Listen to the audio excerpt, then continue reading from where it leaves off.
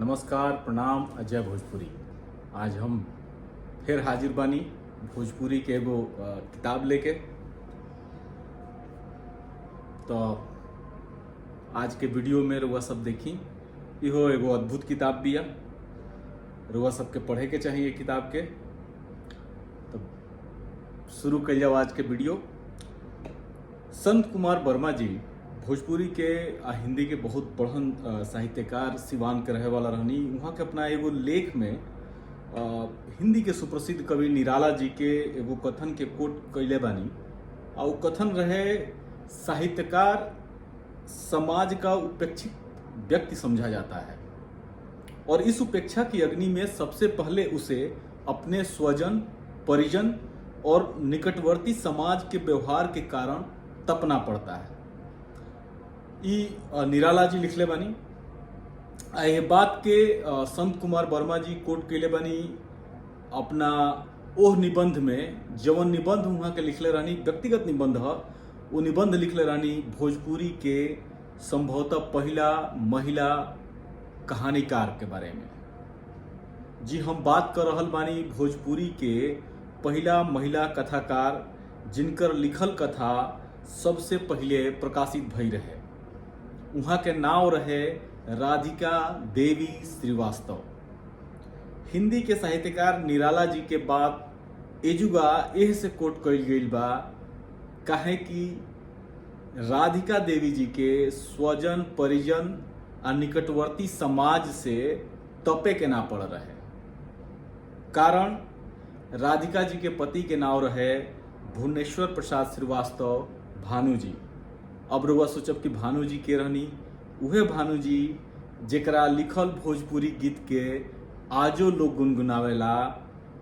उहे लाइन जौन की अक्सर कौनो बात पर, भोजपुरी के बात पर उ लाइन चली आवेले, झूठ ना बखाने जाने, छूत छात ना माने जाने सबके ना जाने जी हजूरिया, मरद भोजपुरिया। भानु जी बहुत बेहतरीन साहित्यकार रहनी। वहाँ के भोजपुरी में खास करके भोजपुरी समाज, भाषा बाबू कुंवर सिंह पर बड़ा बेहतरीन रचना कैले बनी, कालजयी रचना कैले बनी। उहे के पत्नी रहनी राधिका देवी श्रीवास्तव जी। तो आज हम राधिका जी के जौना किताब के बात करे जा रहल बनी। यदि एक किताब के बारे में बात कइल जाओ तो भोजपुरी में महिला साहित्यकार के ओर से ई पहला कहानी संग्रह हटे, पहला चीज। दूसरा, राधिका जी खुद पहला कहानीकार हैं। साहित्य जगत में यदि देखल जाओ तो प्रकाशित कहानियन के यदि देखल जाओ तो राधिका देवी जी खुद भोजपुरी के पहला कहानीकार रहनी। यहाँ के किताब जौन आई वो किताब के नाम हो धरती के फूल, कहानी संग्रह हटे। यही किताब के बारे में हमने के बात करे जा रहल बनी जा, जौन की भोजपुरी में आधा आबादी के ओर से प्रतिनिधित्व करे वाली राधिका देवी श्रीवास्तव जी के कहानी संग्रह हटे। आ भोजपुरी के महिला, कोनो महिला के ओर से पहला कहानी संग्रह। धरती के फूल लेखिका राधिका देवी श्रीवास्तव जी हैं। प्रकाशक गांव घर प्रकाशन, प्रकाशन वर्ष 1968 हटे। ई ठेहा भोजपुरी साहित्यांगन पर रुआ सबके ई किताब पढ़े के मिल जाये। 1951-52 में आरा से भोजपुरी नाव के एगो पत्रिका के प्रकाशन शुरू भई। ओही घड़ी से ओही पत्रिका में राधिका देवी श्रीवास्तव जी कहानी लिखल शुरू कैनी। यहाँ के लिखल पहला प्रकाशित कहानी रहे पोल, दूसर का कहानी रहे प्रोफेसर, और तीसर का कहानी रहे पश्चिमी सभ्यता के भूत। ये तीनों कहानियन के बाद राधिका जी भोजपुरी जगत में, भोजपुरी साहित्य जगत में बहुत सुप्रसिद्ध हो गई। यही नतीजा रहे यहाँ के कहानियन के। जब और भी कहानी यहाँ के आवे, लेख आवे, तो सिवान में जब पहला हाली, अब इहो बता दी नया चीज बटे, भोजपुरी समाज खातिर बहुत कम चर्चा होला कि महिला लोगन के लेके सम्मेलन भई रहे सिवान में। हमरा मालूम नहीं कि कौना साले भई रहे, बाकी महिला लोगन के सम्मेलन भई रहे, जौना में महिला साहित्यकार लोगन के, महिला ओकर नावे रखाई रहे कि महिला भोजपुरी साहित्य सम्मेलन। एकर शुभारंभ भइल, एकर उद्घाटन के लिए रहनी राधिका देवी श्रीवास्तव जी। इहे ना यही सम्मेलन के जब दूसरका साल जब ये आयोजन भइल, बरहज में भई रहे, तो ओजुगा अध्यक्षता वो सम्मेलन के राधिका देवी श्रीवास्तव जी के लिए रहनी। हम यहाँ के जीवन परिचय पना जाए कहाँ से कि यहाँ के आज़ादी के पहले से हिंदी या भोजपुरी में लगातार लिखत रहनी, आज़ादी के बाद भी लिखनी। यहाँ के किताब जो प्रकाशित भइल ई तो आज़ादी के बाद यानी कि 1968 में प्रकाशित भई रहे। बाकिर ई तो बात जरूरे कहल जा सकेला, जैसे कि हम पहले कहनी हटे कि शुरुआती समय में भोजपुरी साहित्य के यदि बात कही जाओ तो आधा आबादी की ओर से प्रतिनिधित्व करे वाली पहला साहित्यकार रहनी राधिका देवी श्रीवास्तव जी। यदि रउआ सबके मन करे यहाँ के बारे में पढ़े के तो भोजपुरी सेवी महिला लोगन भोजपुरी सेवी महिला लोगन के एगो किताब के बारे में हम चर्चा कुछ दिन पहले वीडियो के माध्यम से कैले रहनी। वो किताब रउआ सब भोजपुरी साहित्यांगन पर पढ़ सकेनी। वो किताब में संत कुमार वर्मा जी के एगो व्यक्तिगत निबंध बाटे जौन की राधिका देवी श्रीवास्तव जी के ऊपर बाटे। यहाँ के बलिया के मूल रूप से बलिया के रहनिहार रहनी, शादी भइल ब्याह भइल यहाँ के आरा में भानु जी से। अब पूरा परिचय ओकरा में विस्तार से दिखल बाटे। वाकया इहो बाटे कि मंच पर दोनों पति पत्नी के बड़ा बेहतरीन का कहल जाला कविता में संवाद होत रहे, बड़ा जबरदस्त वो हास्य या व्यंग के जो संवाद होते रहे। हम तो वो निबंध में भी पढ़ले बानी, ब्रजभूषण चाचा जी भी बात बतावत रहनी। ऐसा बहुत लोग कहेला। तो ये अद्भुत साहित्यकार रहनी यहाँ के। यहाँ के बारे में संक्षेप में जानकारी वो लेख में मिल जाए। अब किताब पावल जाओ, ये किताब के काहे पढ़े के चाहिए। भोजपुरी में आधा आबादी की ओर से कोनो महिला साहित्यकार के लिखल पहला कहानी संग्रह हो, यानी कि भोजपुरी में पहला महिला कहानीकार और पहला कहानी संग्रह महिला के साहित्यकार की ओर से पहला कहानी संग्रह हटे। एह से किताब के पढ़ल बहुत जरूरी बा। यह किताब के बड़ाई भोजपुरी के 3 गो दिग्गज दुर्गा शंकर प्रसाद सिंह जी, डॉक्टर कृष्णदेव उपाध्याय जी और रामनाथ पाठक प्रणय जी कैले बानी। किताब के भाषा बड़ा ठेठ और सहज बा। ये कहानियन के पढ़त करी कगो भुलाइल बिसरल शब्दन से राउर परिचय हुई। बड़ा एकदम घर में जोन चूहानी के जोन भाषा हटे, चूहानी में जोन एकदम ठेठ भोजपुरी बोलल जाला, महिला लोग जोन बोलेला उहे ठेठ भोजपुरी में एक कहानियन के सृजना भइल बा। तो सबसे खास बात जोन की राधिका देवी श्रीवास्तव जी के खासियत बाटे यहाँ के साहित्य में, यहाँ के कहानियन में हास्य, व्यंग आ गाभी, ये तीनों से भरल एक किताब के हर कहानी अपना में संपूर्ण बाड़ी सा। यह कहानियन के पढ़त घड़ी रउआ अचंभा में पड़ जाए कि काहे ऐसा तेवर वाली भोजपुरी कहानी आज के समय में बहुत कम पढ़े के मिलता।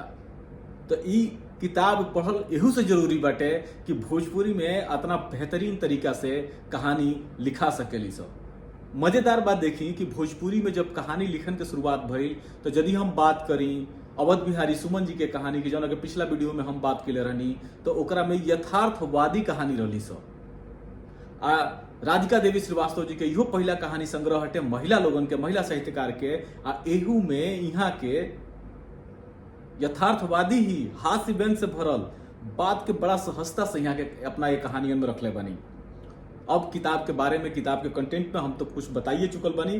किताब पुरान भई 1968 के प्रकाशित किताब हटे। साहित्यांगन पर, भोजपुरी साहित्यांगन पर जब रउआ सब एक किताब के पढ़े के कोशिश करब तो तनी दिक्कत हुई, कहे से कि प्रिंट उतना चटक नहीं है। बाकी तनकी सा कोशिश करब सब है तो आराम से पढ़ सकेनी, थथम के सवकाश लेके पढ़ी सब है। किताब बहुत बढ़िया भी एकदम शुरू एक खाली शुरू करब तो बस पढ़ते जाए। किताब के भूमिका लिखले बानी दुर्गा शंकर प्रसाद सिंह नाथ जी। भूमिका में यहाँ सृजना के मौलिक पक्ष के आलोचना के बात कर रहल बानी बड़ा बढ़िया से कि आलोचना कैसे ज्यादा होखे लागल, चाहे कैसे आसान बा, सृजना का तना मुश्किल बाटे, ये चीज के बात कर रहल बानी। सृजना के शैली, कथा, अनुभव के बात कर रहल बानी।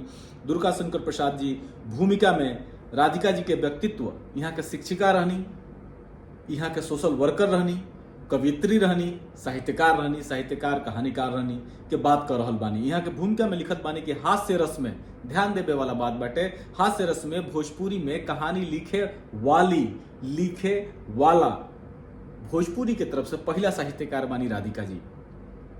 दुर्गा शंकर जी लगभग हर कहानी के मुख्य भाव के छुअत अपना भूमिका के अंत में राधिका जी के शुभकामना देत भोजपुरी कहानी के विकास में एगो बढ़न डेग बता रहल बानी। ई कहानी संग्रह धरती के फूल जोन बा भोजपुरी भाषा आ साहित्य खातिर साँचो एगो बहुत बढ़न डेग के रूप में बढ़ गए।